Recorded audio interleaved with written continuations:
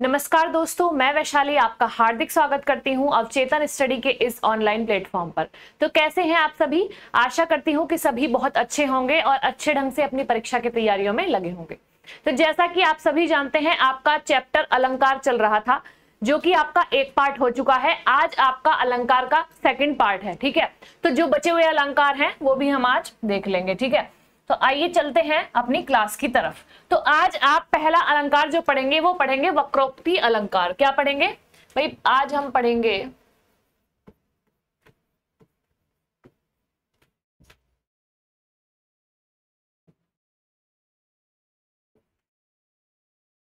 वक्रोक्ति अलंकार को, ठीक है। तो अब जानते हैं कि वक्रोक्ति अलंकार आप किसे कहते हैं भाई? जहां पर वक्ता के द्वारा बोले गए शब्दों का कोई श्रोता जानबूझकर अलग मतलब निकाल ले, है ना। मैंने क्या बताया कि किसी वक्ता के द्वारा बोले गए शब्दों का कोई दूसरा पर्सन जानबूझकर कोई दूसरा अर्थ निकाल ले, तो वहां पर क्या होगा आपका? वहां पर वक्रोक्ति अलंकार होगा। तो इसकी डेफिनेशन लिखते हैं, जहां पर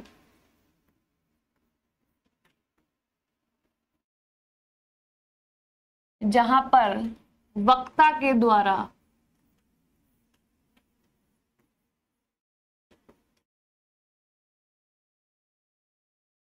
बोले गए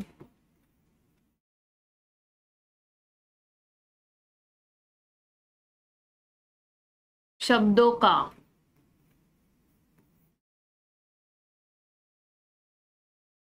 श्रोता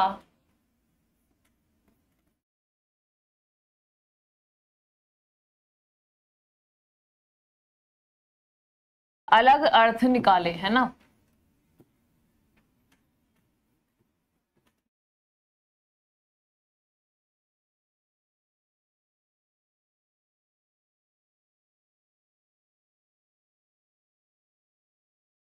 अलग अर्थ निकाल ले, ठीक है।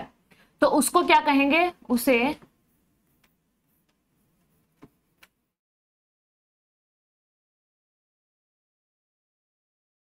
वक्रोक्ति अलंकार कहते हैं।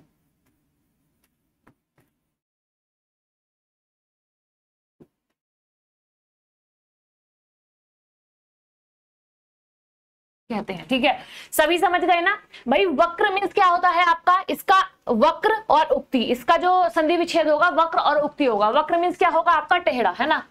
वक्र मीन्स क्या होता है? वही वक्र का अर्थ है आपका टेढ़ा, ठीक है। और उक्ति का क्या होगा आपका? कथन, है ना। उक्ति का अर्थ क्या होगा? कथन। एक व्यक्ति ने यदि कोई कथन कहा या कोई बात की, तो दूसरा सुनने वाला व्यक्ति अगर उसका टेढ़ा, है ना, टेढ़ा या उसका गलत मीनिंग निकाल ले, है ना, जबरदस्ती, है ना, तो वो क्या होगा? वहां पर होगा आपका वक्रोक्ति अलंकार, ठीक है। वहां पर क्या होगा आपका? वक्रोक्ति अलंकार, ठीक है। जैसे मैंने उदाहरण लिखा, उदाहरण देख लेते हैं इसका। कौन द्वार पर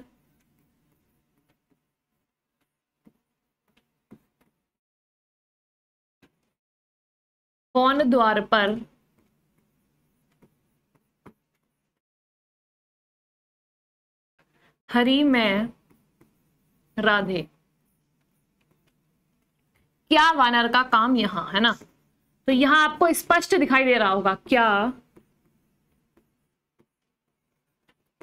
वानर का काम यहां। मतलब भाई श्री कृष्ण द्वार पर है ना। तो श्री कृष्ण ने जब दरवाजा खटखटाया तो राधा जी बोली कि कौन द्वार पर? तो श्री कृष्ण बोलते हैं हरि में राधे। भाई हरि का यहाँ पर क्या अर्थ है? एक हरि का अर्थ है कृष्ण भगवान, है ना। और एक हरि का क्या अर्थ होता है आपका? एक हरि का अर्थ है वानर यानी बंदर। तो श्री कृष्ण जी कहते हैं कि हरि में राधे। तो राधा जी जानबूझकर इसका कुछ और अर्थ निकाल रही हैं कि क्या वानर का काम यहां। भाई हरि मीन्स वानर भी होता है और हरि मीन्स श्री कृष्ण भी हैं। इस हरि के आपके दो अर्थ हैं, एक श्री कृष्ण और एक वानर। तो राधा जी ने जानबूझकर दूसरा अर्थ निकाला और बोला कि क्या वानर का काम यहाँ। तो सभी बहुत अच्छे समझ गए होंगे वक्रोक्ति अलंकार क्या होगा। जहां पर वक्ता द्वारा कहे गए शब्दों का श्रोता अन्य अर्थ निकाल ले, वहां पर क्या होगा वक्रोक्ति अलंकार। ठीक है, जहां से कौन द्वार पर हरि में राधे क्या वानर का काम यहाँ। भाई हरि का अर्थ है कृष्ण और एक हरि का अर्थ यहाँ पर है वानर। तो बहुत अच्छे से सभी वक्रोक्ति अलंकार को समझ गए होंगे, है ना। एक और इसका उदाहरण है, वो भी मैं यहाँ पर आपको दूंगी, है ना। एक और इसका उदाहरण है, पोतुम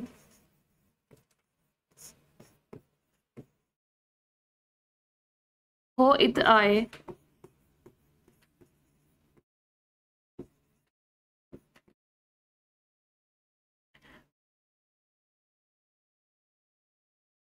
कहाँ घनश्याम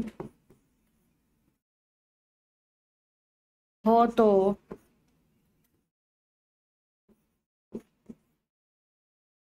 कितहु बरसो, कितहु बरसो। चितचोर कहावत है,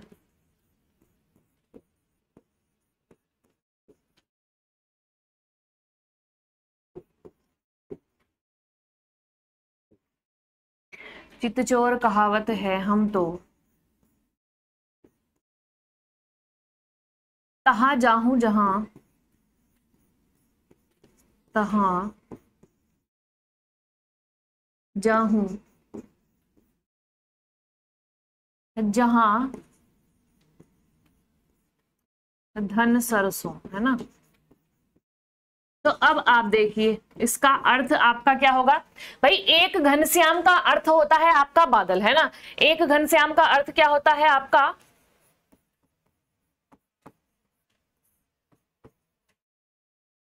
बादल है, और एक घनश्याम का अर्थ क्या है आपका श्री कृष्ण यानी भगवान जी, है ना।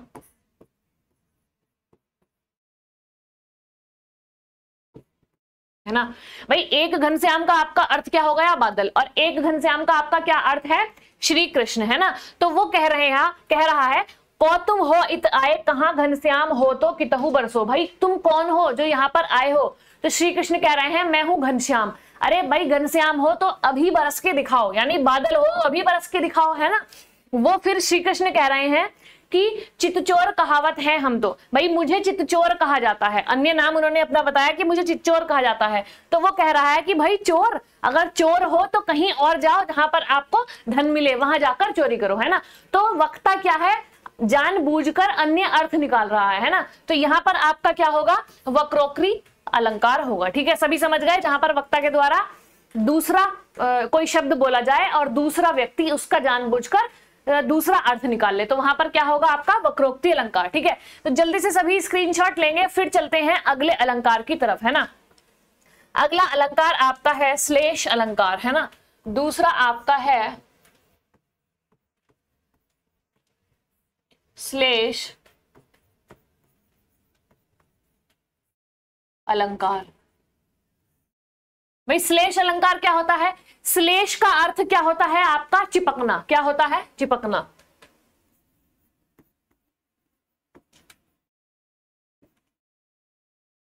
श्लेष का अर्थ हम जानेंगे क्या होगा चिपकना। भाई शब्द का अर्थ, शब्द एक होगा और उसके अर्थ जो है अनेक होंगे, है ना। शब्द एक अर्थ अनेक, शब्द एक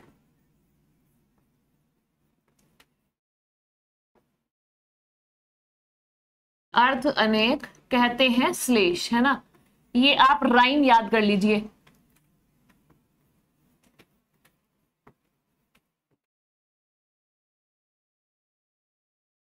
ठीक है, मैंने आपको क्या बताया श्लेष का अर्थ होगा चिपकना, है ना। और ये आप राइम याद कर लेंगे, शब्द एक अर्थ अनेक, यानी शब्द एक होगा और उसके अर्थ जो होंगे अनेक होंगे, विभिन्न प्रकार के होंगे। ठीक है, तो इसकी डेफिनेशन को हम देखेंगे। जहां पर कोई एक शब्द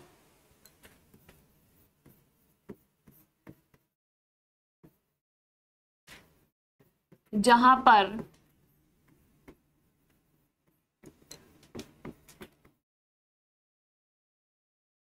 कोई एक शब्द एक ही बार आए, है ना, एक ही बार आए पर उसके अर्थ अलग अलग निकले, पर उसके अर्थ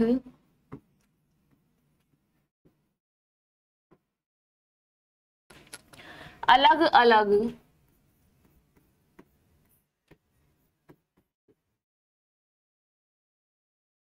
निकले, है ना। तो वहां पर आपका क्या होगा, वहां पर श्लेष अलंकार होता है, वहां पर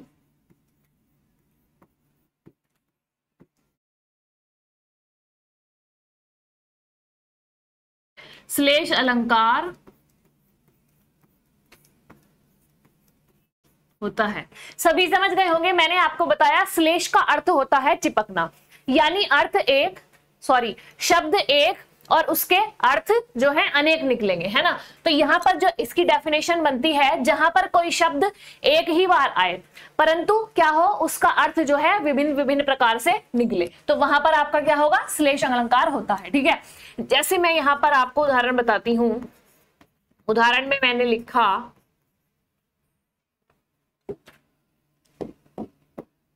उदाहरण में मैंने लिखा रहीमन पानी राखिए,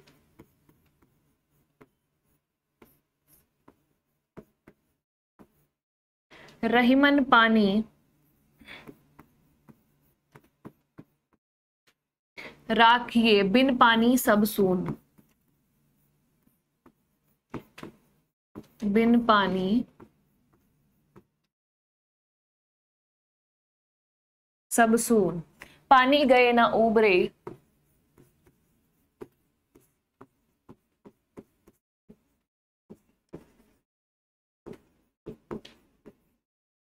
उबरे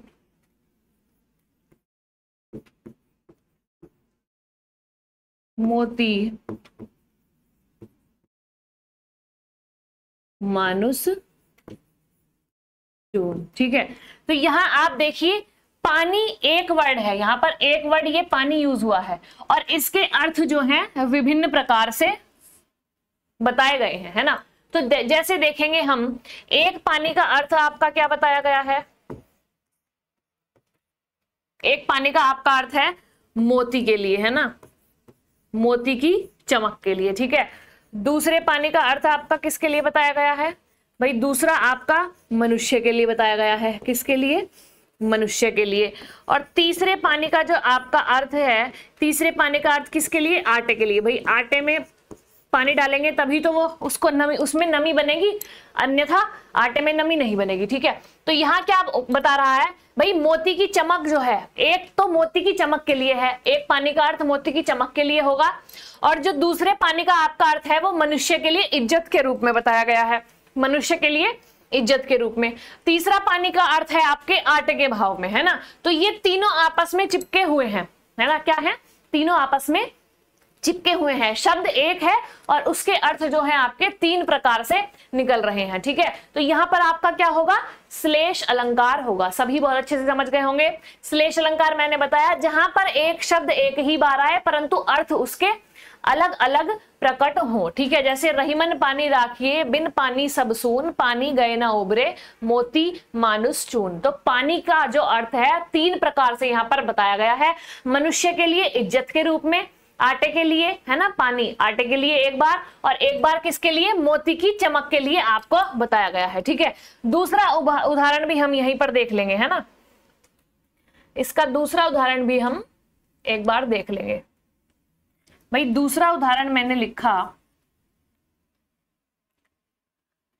चरण धरत चिंता करत, चरण धरत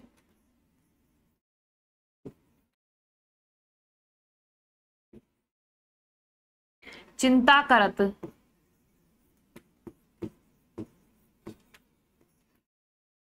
चितवत चारों ओर,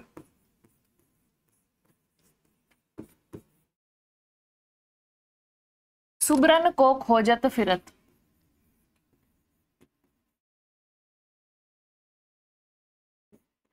सुब्रन को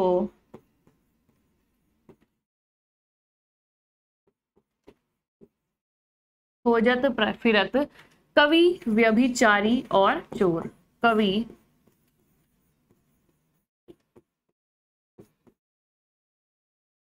व्यभिचारी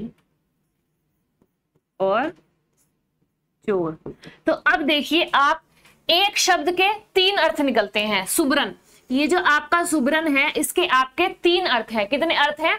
3 प्रकार से इसके अर्थ यहाँ पर बताए गए हैं। तो शब्द तो आपका एक है और इसके अर्थ कितने हुए? अनेक, है ना। तो एक सुबरन को आपको, सुबरन का अर्थ है सुंदर वर्ण या शब्द, है ना, सुंदर शब्द। भाई कवि के लिए सुबरन क्या है? सुंदर शब्द है ना। दूसरा वाला सुबरन क्या है? एक सुबरन का आपका अर्थ होगा सुंदर स्त्री, है ना। क्या होगा? सुंदर स्त्री। और एक सुबरन का आपका क्या अर्थ होगा? एक सुबरन का अर्थ होगा आपका सोना, आभूषण वाला, है ना, सोना। तो ये 3 अर्थ जो है आपके सुबरन के हो गए। पहला सुंदर शब्द जो कि कवि के लिए प्रयोग में किया गया है। भाई कवि के लिए, कवि किसको ढूंढ रहा है? सुबरन को, यानी सुंदर शब्द या सुंदर वर्णों को कवि ढूंढेगा। व्यभिचारी किसको ढूंढेगा? सुबरन, यानी सुंदर स्त्री को, व्यभिचारी, है ना। तो व्यभिचारी मनुष्य किसको ढूंढेगा? सुंदर स्त्री को। नेक्स्ट जो सुबरन होगा आपका चोर। चोर किसे ढूंढेगा? सोने को, है ना। तो ये आपके एक ही शब्द के 3 प्रकार के अर्थ जो है इन 2 लाइनों में दिखाई दे रहे हैं। भाई अगर कवि ढूंढेगा तो सुंदर शब्द ढूंढेगा। व्यभिचारी के लिए सुबरन का अर्थ सुंदर स्त्री है और चोर के लिए सुबरन का अर्थ सोना है। तो शब्द एक और अर्थ अनेक क्या होगा आपका? कहते हैं श्लेष। तो ये राइम आप सभी याद कर लेंगे बहुत अच्छे से, है ना। तो इससे आप भूल नहीं पाएंगे इसकी डेफिनेशन को भी, ठीक है। सभी को अच्छे से याद हो गया होगा। तो जल्दी से इसका स्क्रीनशॉट लेंगे, फिर चलते हैं। शब्दालंकार आपके पूरे हो चुके हैं, अब चलेंगे हम अर्थालंकार की तरफ, है ना। नेक्स्ट आपका होगा अर्थालंकार। नेक्स्ट क्या है?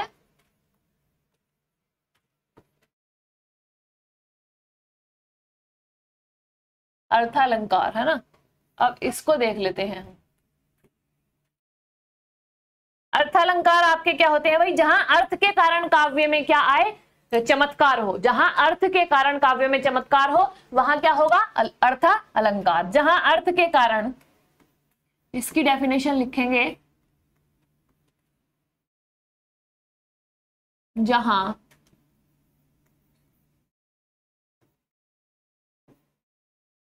अर्थ के कारण काव्य में आकर्षण आता है, अर्थ के कारण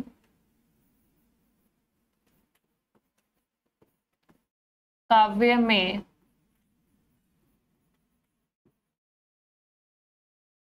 आकर्षण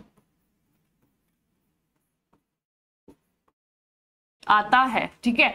वहां क्या होगा? वहां अर्थालंकार होता है। क्या होता है? वहां अर्थालंकार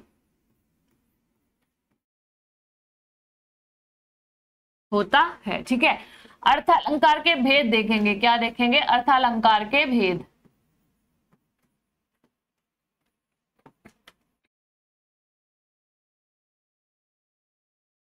के भेद, ठीक है।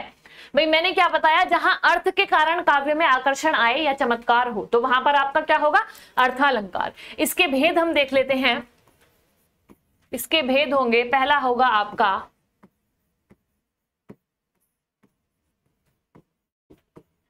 उपमा अलंकार, है ना। दूसरा आपका होगा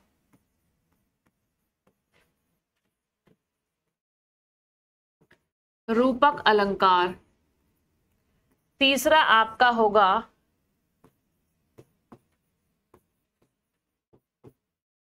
उत्प्रेक्षा अलंकार। चौथा आपका होगा दृष्टांत। क्या होगा? दृष्टांत अलंकार, है ना। पांचवा आपका होगा संदेह अलंकार।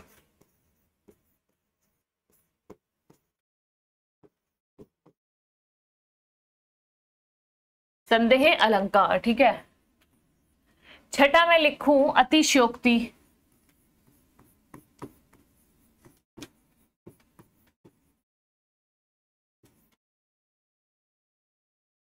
अतिशयोक्ति अलंकार। सातवां इसका प्रकार होगा उपमेय उपमा।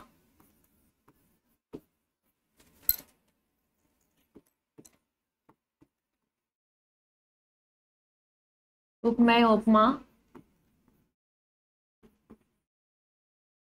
अलंकार। आठवां आपका होगा प्रतीप अलंकार।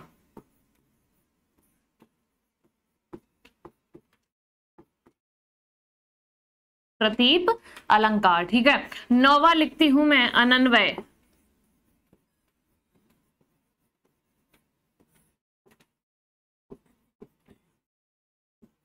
नौवां आपका होगा अनन्वय अलंकार। 10वां अगर मैं लिखूं भांतिमान, है ना, 10वां क्या होगा आपका भांतिमान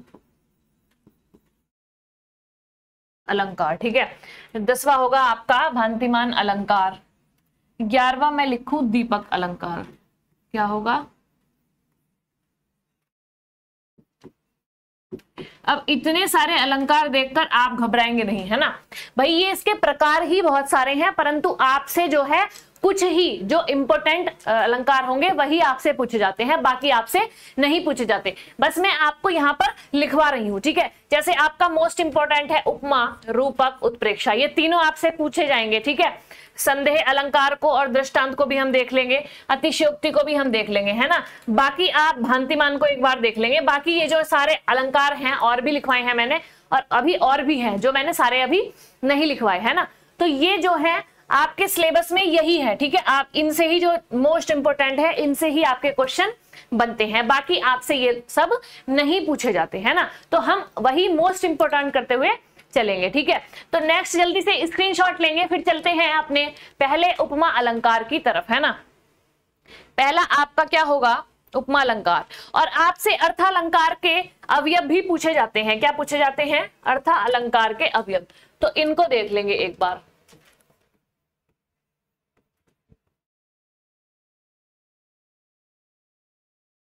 अर्थालंकार के अवयव, तो ये 4 अवयव आपके होते हैं। कितने होते हैं?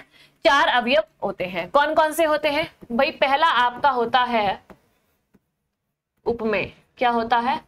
उपमेय, ठीक है भाई। एक प्रश्न यहां से जरूर पूछा जाता है, अलंकार के अवयवों से एक जो प्रश्न है जरूर पूछा जाएगा। तो आप याद रखेंगे ये कितने प्रकार के होते हैं? 4 प्रकार के। अलंकार, अर्थालंकार के अवयव 4 प्रकार के होंगे। पहला आपका होगा उपमेय, दूसरा आपका होगा उपमान, तीसरा आपका होगा साधारण धर्म। क्या होगा? साधारण धर्म। और चौथा आपका क्या होगा? वाचक शब्द। क्या होगा?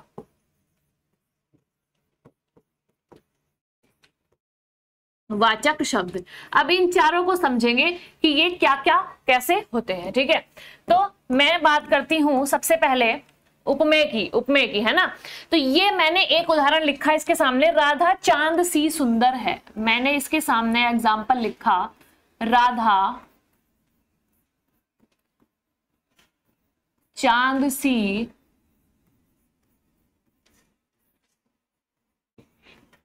सुंदर है, ठीक है। तो यहां जो है मैंने एक उदाहरण आपको दिया, राधा चांद सी सुंदर है। तो मैंने आपको पिछले पार्ट में याद होगा आपको, एक मैंने उपमेय उपमान बताया था जिसमें मैंने यहां पर उपस्थित और अनुपस्थित की बात आपको बताई थी। तो ठीक उसी प्रकार राधा चांद सी सुंदर है। अब इसमें क्या देखेंगे हम? प्रस्तुत और अप्रस्तुत। बात वही है आपकी भाई, इसमें मैं क्या देखूंगी? प्रस्तुत और अप्रस्तुत को, है ना। तो इन दोनों में प्रस्तुत और अप्रस्तुत क्या है भाई? राधा आपकी प्रस्तुत होगी और चांद आपका क्या होगा? अप्रस्तुत। राधा आपकी प्रस्तुत होगी और चांद क्या होगा? अप्रस्तुत। यानी जो उपस्थित है या जो प्रस्तुत है वो आपका क्या होगा? उपमेय होगा। क्या होगा? उपमेय होगा। और जो आपका अप्रस्तुत है यानी यहां उपस्थित नहीं है वो आपका क्या होगा? उपमान होगा। यही मैंने आपको कुछ दिन पहले अभी पढ़ाया था, है ना, जब उदाहरण दिए थे। तो प्रस्तुत यहां पर क्या हो गया, राधा, और अप्रस्तुत क्या हो गई यहां पर, चांद। तो राधा क्या होगी आपकी उपमेय और चांद क्या होगा आपका उपमान। ठीक है, उसी प्रकार एक उदाहरण में लिखूं, राधा का मुख चंद्र है, राधा का मुख चंद्र है। अब पहले उदाहरण में तो हमें राधा से मतलब था, है ना, और दूसरा ये जो उदाहरण है इसमें राधा से हमें कोई मतलब नहीं है। इसमें हम दो चीज देखेंगे, प्रस्तुत अप्रस्तुत, मुख और चंद्र, है ना। क्या देखेंगे, मुख और चंद्र। भाई मुख क्या होगा इसमें, प्रस्तुत होगा, चंद्र क्या होगा इसमें, अप्रस्तुत होगा। ठीक है, तो ये मुख आपका क्या होगा, उपमेय होगा, मुख क्या होगा, उपमेय, और चंद्र क्या होगा आपका उपमान, चंद्र क्या होगा उपमान। तो ठीक है, इसी प्रकार जो है आपका उपमेय और उपमान को मैंने जो है समझा दिया है ना। उपमेय क्या होगा भाई, उपमेय होगा मुख और चंद्र होगा उपमान। इसमें उपमेय राधा और उपमान चंद्र, यानी जो प्रस्तुत है वो आपका क्या होगा उपमेय। मैंने ये आपको पेन वाला उदाहरण भी उस दिन आपको बताया था। ठीक है, तो जो यहाँ पर प्रस्तुत है वो आपका क्या होगा उपमेय, और जो प्रस्तुत नहीं है ना, जो दूर है, जिससे हम तुलना कर रहे हैं, तो वो आपका क्या होगा, वो होगा आपका उपमान। जिससे तुलना की जा रही है वो आपका अनुपस्थित है, यानी चंद्र। जिससे तुलना की जा रही है वो आपका होगा उपमान, और जिसकी तुलना हम कर रहे हैं वो क्या होगा उपमेय, जिसकी तुलना हम कर रहे हैं वो क्या होगा उपमेय। ठीक है, अब बात करते हैं साधारण धर्म की। भाई साधारण धर्म क्या होता है, भाई जिसकी समानता के कारण तुलना करते हैं, है ना, जिसकी समानता के कारण तुलना हो,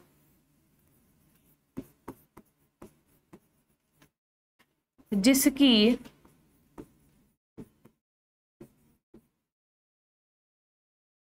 समानता के कारण तुलना हो, वो क्या होगा आपका साधारण धर्म,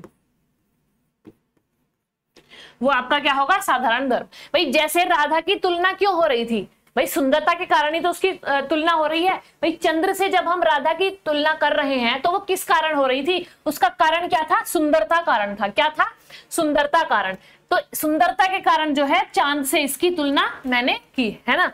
अब जैसे कोई व्यक्ति किसी को कह दे उल्लू, तो उसकी तुलना किस लिए हो रही है, भाई उल्लू से उसका मतलब ये नहीं है कि वो रात में देख सकता है और उड़ सकता है, इसलिए नहीं, क्योंकि वो मूर्ख है, इसीलिए उससे उसकी तुलना जो है उल्लू से हो रही है। जैसे मैं आपको कह दूं, कोई आपसे कह दे कि बैल हो, बैल बुद्धि हो, तो उसकी तुलना किस लिए हो रही है, भाई इसलिए नहीं हो रही कि बैल जो है हल जोतेगा और सारे काम करेगा खेत के, इसलिए नहीं, क्योंकि वो मूर्ख है, इसीलिए उसकी जो है बैल से तुलना हो रही है। ठीक है, तो वो आपके क्या होंगे, ये साधारण धर्म। ठीक है, सभी समझ गए साधारण धर्म क्या होता है, जिसकी समानता के कारण तुलना हो। भाई इनकी तुलना क्यों हुई, सुंदरता के कारण। किसके कारण,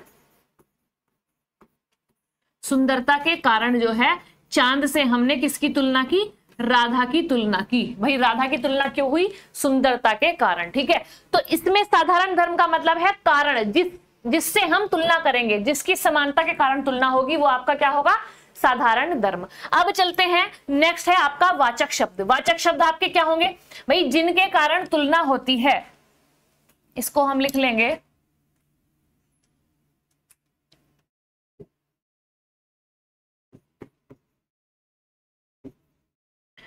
जिनके कारण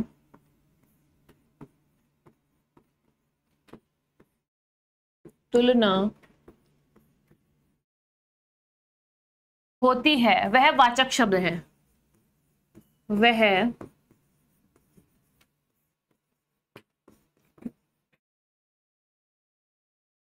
वाचक शब्द है। जैसे सी क्या हो गया आपका वाचक शब्द। भाई आप पहले उदाहरण में देखिए, राधा चांद सी सुंदर है, तो ये सी क्या है आपका वाचक शब्द कहलाता है, ये सी है ना, जिनके कारण तुलना होती है। भाई जो दोनों के बीच में जो वर्ण आएगा है ना, वो आपका क्या होगा, वो आपका वाचक शब्द होगा। तो जैसे मैंने लिखा सी, दोनों शब्दों के बीच में तुलना करने के लिए जो शब्द आएंगे, है ना, दोनों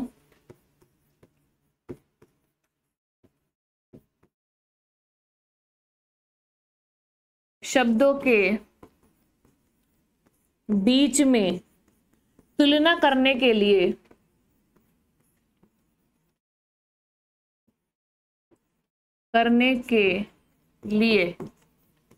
जो शब्द आते हैं जो शब्द आते हैं वो क्या कहलाते हैं? वो आपके वाचक शब्द कहलाएंगे। क्या कहलाएंगे? वाचक शब्द कहलाएंगे। वही वाचक शब्द है, उपमा के वाचक शब्द होता है ना, जो वही वाचक शब्द है, उपमा में वाचक शब्द होता है, उत्प्रेक्षा में भी वाचक आपका होगा, और रूपक में जो है आपका वाचक शब्द नहीं होगा, है ना। मैंने आपका क्या बताया, वही आते हैं, वही आपके वाचक शब्द कहलाते हैं। उपमा में वाचक शब्द होता है ना, उपमा अलंकार में। उपमा में आपका क्या होगा? वाचक शब्द होगा, वाचक शब्द होगा, है ना। और आपका जो है उत्प्रेक्षा में भी होगा, उत्प्रेक्षा में भी आपका क्या होगा? वाचक शब्द होगा। तो इसको आप नोट बनाकर लिखेंगे, उपमा और उत्प्रेक्षा। वही पहला आपका उपमा अलंकार और दूसरा आपका उत्प्रेक्षा अलंकार में वाचक शब्द होंगे, और इन्हीं से आप इन दोनों अलंकारों की पहचान भी कर सकते हैं बिना किसी डेफिनेशन के, बिना किसी उदाहरण के, है ना। तो ये जो है वाचक शब्द, जैसे सी, सम, सा, जैसे, जनहु, मानहु, मानो, है ना। तो ये सब जहां भी आपको वाचक शब्द दिखाई देंगे उससे आप जो है इनको डिनोट कर सकते हैं, ठीक है। तो ये आपको सभी को समझ में आ गया होगा। भाई क्या होते हैं वाचक शब्द? जिनके कारण तुलना होती है वे आपके वाचक शब्द होंगे। जैसे ये आया आपका, राधा चांद सी सुंदर है। तो चारों प्रकार के अवयव सभी को बहुत अच्छे से समझ में आ गए होंगे। अब हम बढ़ेंगे उपमा अलंकार की तरफ, ठीक है। जल्दी से स्क्रीनशॉट लेंगे।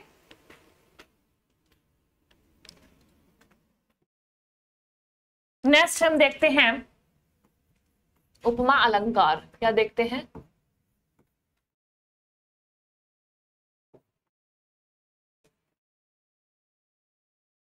उपमा अलंकार।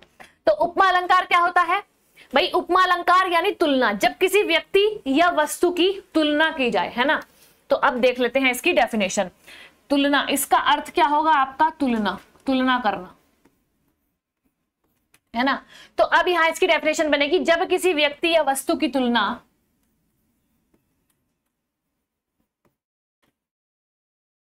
जब किसी व्यक्ति या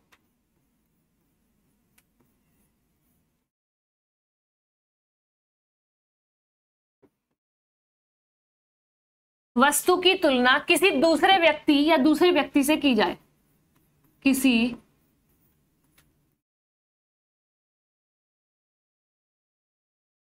दूसरे व्यक्ति या वस्तु से की जाए, या वस्तु से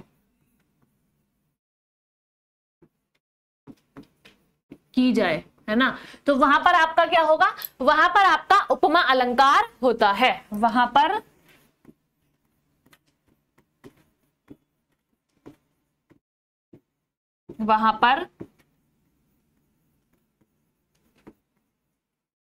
उपमा अलंकार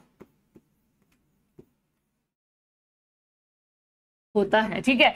तो सभी अच्छे से समझ गए होंगे भाई। जब किसी व्यक्ति की, है ना, मान लीजिए मैं हूं और मैं अपनी तुलना किसी और से कर रही हूं, है ना, या किसी वस्तु से कर रही हूं, है ना। तो यहां पर आपका क्या होगा? उपमा अलंकार होगा, जब किसी व्यक्ति या वस्तु की तुलना किसी दूसरे व्यक्ति और वस्तु से की जाए, ठीक है। ये एक पेन है, इसकी तुलना में यदि दूसरे प्रकार के पेन से कर दूं, है ना, कि ये इसकी तुलना में बहुत अच्छा है, या ये वाला पेन इसकी तुलना में बहुत अच्छा है, तो वहां पर आपका क्या होगा? उपमा अलंकार होगा, ठीक है। जहां पर तुलना होगी किसी भी व्यक्ति या वस्तु की किसी अन्य व्यक्ति या अन्य वस्तु से, है ना, तो वहां पर आपका क्या होगा?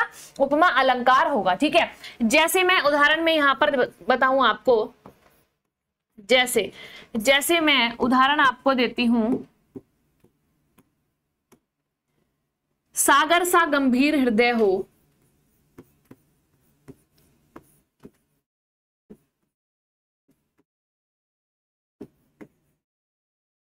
गंभीर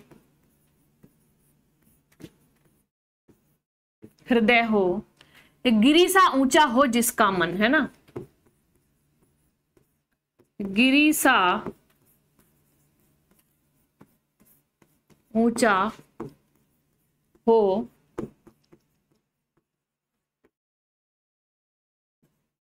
जिसका मन, ठीक है। क्या मैंने उदाहरण दिया? सागर सा गंभीर हृदय हो, गिरी सा ऊंचा हो जिसका मन।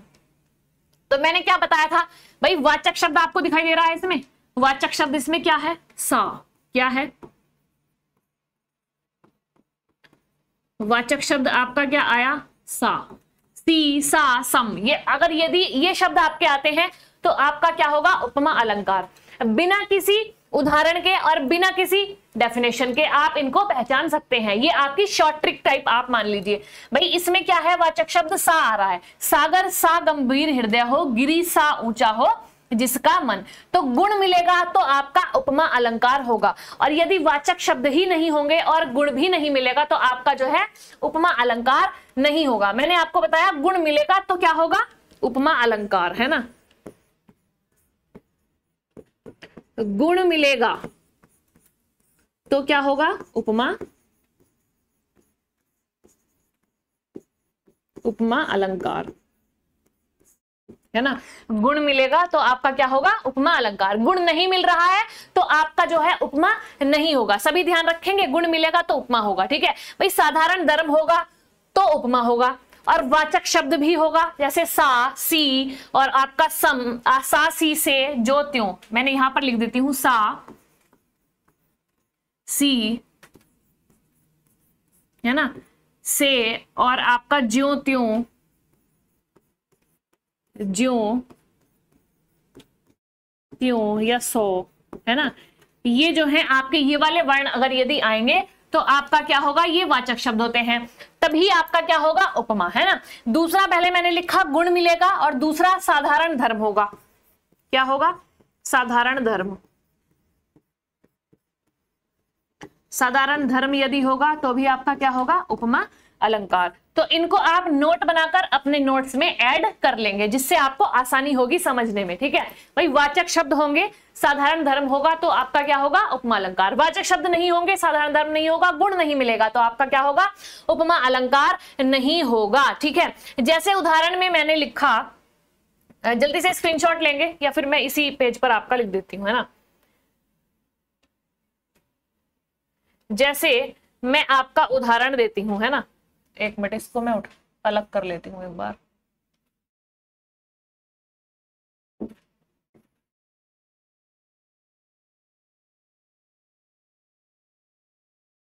इसको मैंने यहां रख दिया, है ना, आप इसको देख लेंगे अपने हिसाब से, ठीक है भाई। मैं आपको एक उदाहरण देती हूं। उदाहरण में मैंने लिखा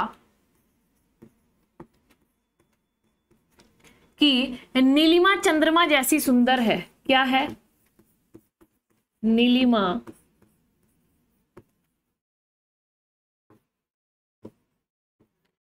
चंद्रमा जैसी सुंदर है। मैंने यहां पर क्या लिखा, नीलिमा चंद्रमा जैसी सुंदर है। तो नीलिमा क्या हो गई, यहां पर नीलिमा उपस्थित है ना। तो बताइए क्या हो गई, उपमेय हो गई। भाई उपस्थित क्या नहीं है आपका, चंद्रमा उपस्थित नहीं है। क्या नहीं है, चंद्रमा। तो ये आपका क्या हो गया, उपमान, है ना। और इसमें वाचक शब्द बताइए भाई, वाचक शब्द यही तो है आपका जैसी। इसमें आपका वाचक शब्द क्या होगा भाई, वाचक शब्द होगा आपका जैसी, है ना। नेक्स्ट बचा आपका साधारण धर्म, है ना। क्या बचा, साधारण धर्म। क्या होगा साधारण धर्म भाई, सुंदर। साधारण धर्म आपका क्या होगा, सुंदर। क्या है वो, किसके कारण तुलना हो रही है भाई, साधारण धर्म मैंने आपको क्या बताया था, जिसके कारण। भाई चंद्रमा से हम तुलना क्यों कर रहे हैं, चंद्रमा कांतिमान और अपने आप में बहुत सुंदर चंद्रमा को माना जाता है। तो किस लिए इसकी तुलना हो रही है, सुंदरता के कारण। तो सुंदरता आपका क्या होगा, साधारण धर्म। ये चारों चीजें जो हैं आपको अगर उदाहरण में मिलती हैं तो आपका क्या होगा, उपमा अलंकार होगा। एक बार ध्यान से फिर से सुनेंगे। उदाहरण में मैंने लिखा नीलिमा चंद्रमा जैसी सुंदर है। तो इस उदाहरण में आपको 4 के 4 अवयव देखने के लिए मिल रहे हैं, उपमेय, उपमान, साधारण धर्म और आपका वाचक शब्द, ठीक है। तो यहां पर आप एक चीज और लिख लेंगे भाई, उपमा में क्या होगी, तुलना होगी। क्या होगी, तुलना। बात करते हैं रूपक अलंकार की, है ना। तो रूपक में आपकी क्या होगी, रूपक में भेद रहित आरोप होगा, है ना, मान लिया जाएगा। जैसे चरण ही कमल है तो वो मान लिया जा रहा है, तो वहां पर आरोप हो रहा है। तो उपमा में आपकी तुलना होगी, रूपक में आरोप होगा, और उत्प्रेक्षा में क्या होगी आपकी कल्पना। क्या होगी, उत्प्रेक्षा में कल्पना। ये 3 वर्ड आप अपने नोट्स में ऐड कर लेंगे, जिससे आप आसानी से इन तीनों को अगर आप याद कर लेंगे तो सिर्फ आप इन तीनों को ही पढ़कर उसकी डेफिनेशन भी कर पाएंगे, उदाहरण भी दे पाएंगे, है ना, सभी चीज आप कर पाएंगे। तो मैंने क्या बताया, नीलिमा, चंद्रमा और सुंदरता, उपमेय, उपमान, और जैसी आपका वाचक शब्द होगा साधारण धर्म में आपका सुंदरता होगा। चारों शब्द, चारों चीजें अगर आपको एक उदाहरण में मिल रही है तो वो क्या होगा आपका उपमा अलंकार। उपमा अलंकार बहुत अच्छे से मैंने समझा दिया है, सभी को अच्छे से समझ में आ गया होगा। जल्दी से स्क्रीनशॉट लेंगे, फिर चलते हैं रूपक अलंकार की तरफ। स्क्रीनशॉट ले लिया होगा सबने। नेक्स्ट है आपका रूपक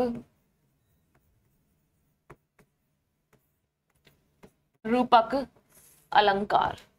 रूपक में मैंने क्या बताया था, भेद रहित आरोप होगा, ठीक है, तुलना नहीं होगी। क्या होगा इसमें, भेद रहित आरोप। जहां उपमान में उपमान को उपमेय पर, जहां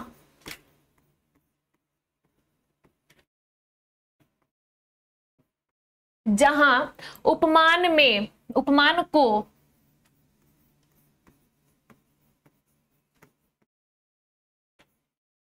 मैंने लिखा, जहां उपमान को उपमेय पर आरोपित कर दिया जाए, उपमेय पर आरोपित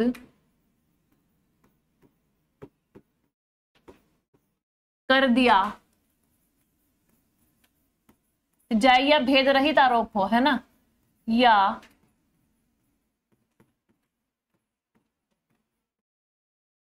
भेद रहित आरोप हो, ठीक है। तो मैंने इसकी डेफिनेशन क्या लिखी, जहां उपमान को उपमेय पर आरोपित कर दिया जाए या आपका भेद रहित आरोप हो, ठीक है, वहां पर आपका क्या होगा, वहां रूपक अलंकार होगा, वहां रूपक अलंकार होगा, ठीक है। जैसे अब मैं इसकी डेफिनेशन यानी सॉरी इसका उदाहरण मैं आपको बताती हूं, इसका उदाहरण, ठीक है। उदाहरण में आपका मैं लिख रही हूं, ठीक है। इसका उदाहरण हम देख लेते हैं। इसका उदाहरण है, मैया मैं तो चंद्र खिलौना ले हो, है ना, मैया मैं तो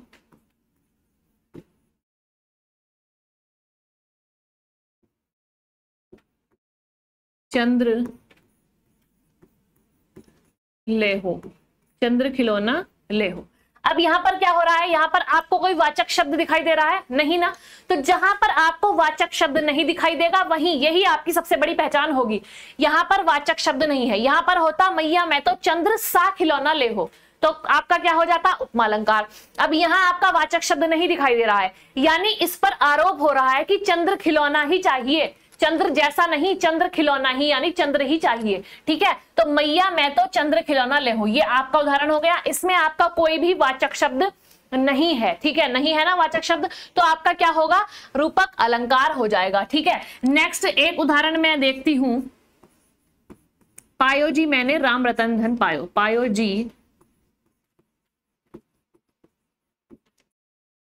जी मैंने राम रतन धन पायो, राम रतन धन पायो। अब देखिए यहां पर आपको कोई किसी भी प्रकार का वाचक शब्द दिखाई दिया नहीं है, जहां पर वाचक शब्द नहीं होंगे वहां ही आपका क्या होगा, रूपक अलंकार। इसमें आपके वाचक शब्द नहीं होंगे, वाचक शब्द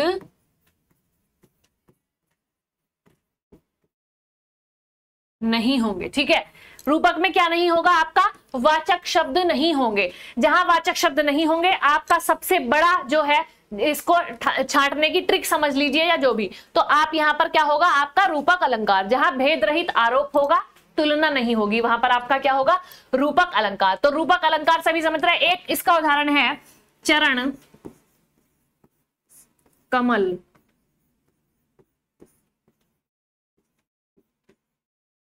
बंदो हरिराई, ये भी इसी का आपका उदाहरण है। ठीक है, इसमें भी आपका कोई वाचक शब्द नहीं है। तो 3 प्रकार के उदाहरण मैंने दे दिए। आरोप कर दिया गया है पर कोई इसका भेद नहीं है ना, तो सभी समझ गए होंगे रूपक अलंकार को। जल्दी से स्क्रीनशॉट लेंगे। लास्ट आपका बचता है उत्प्रेक्षा अलंकार, है ना। लास्ट आप देखेंगे, नेक्स्ट है आपका उत्प्रेक्षा अलंकार।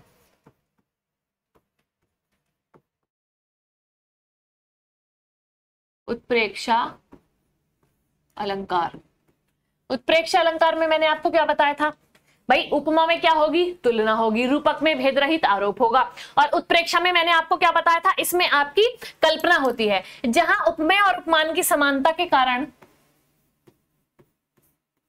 जहां उपमेय और उपमान की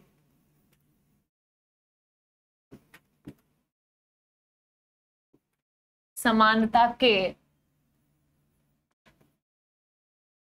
कारण, मैंने लिखा जहां उपमेय और उपमान की समानता के कारण उपमेय में उपमान की संभावना, उपमेय में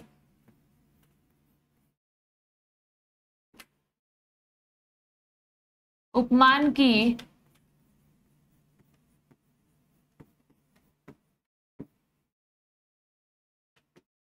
संभावना या कल्पना की जाए, कल्पना की जाए। ठीक है, तो वहां पर आपका क्या होगा, वहां पर उत्प्रेक्षा अलंकार होगा, वहां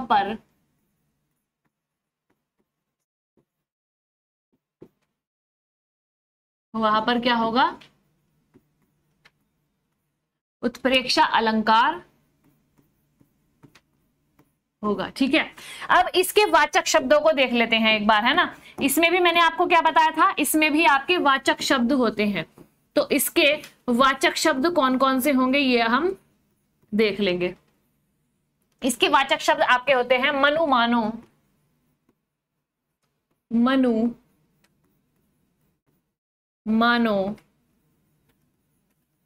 जनु, है ना, एक आपका होगा जनु जनहू, और एक आपका होगा जानो, मानो हो गया, जानो हो गया, मनु जनु मानो जानो जनहू, और आपका यही सब इसमें होते हैं, है ना।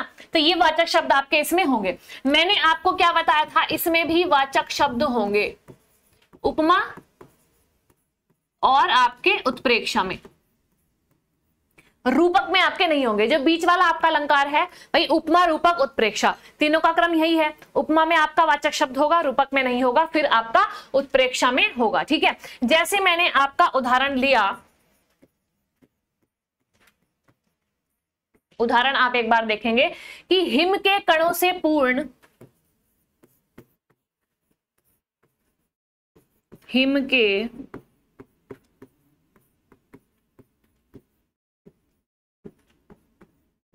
कणों से पूर्ण मानो हो गए पंकज नए, मानो हो गए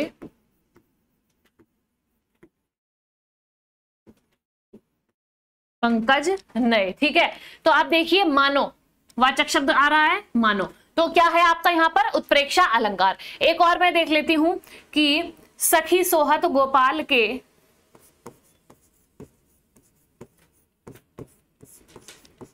सखी सोहत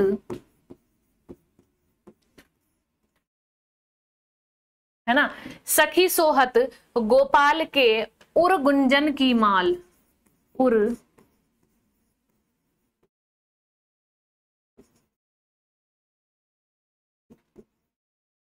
उर गुंजन की माल, बाहर लसत मनो पिए, बाहर बाहर लसत मनो पिए, सखी सोहत गोपाल के उर गुंजन की माल, बाहर लसत मनो पिए, दावा नल की ज्वाल, है ना, दावा